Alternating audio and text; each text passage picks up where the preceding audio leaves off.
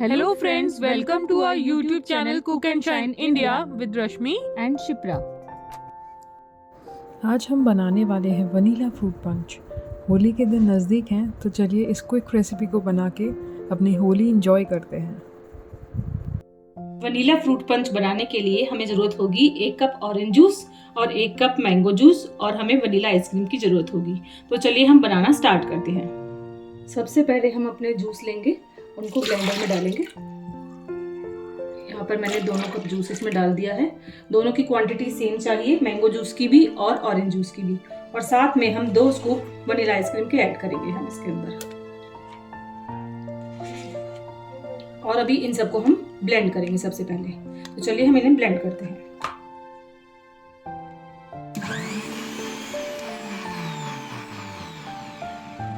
हमने अपना पंच ब्लेंड कर दिया है। चलिए हम इसको ग्लास में सर्व करते हैं। अपना फ्रूट पंच सर्व करने के लिए मैंने यहाँ पर कुछ फ्रूट्स लिए हैं, उनको ग्लास में डाल दिया है। और साथ में आप आइस क्यूब भी डाल सकते हैं। मैंने अभी फिलहाल आइस क्यूब का यूज़ नहीं कर रही हूँ। और इसके ऊपर ही हम अपना पंच को डालकर सर्व करेंगे। ये टेस्ट में बहुत ही यमी होता है, आपके बच्चों को भी और आपको भी बहुत पसंद आएगा। आपके घर गेस्ट आए तो आप इसे ज़रूर सर्व कीजिए।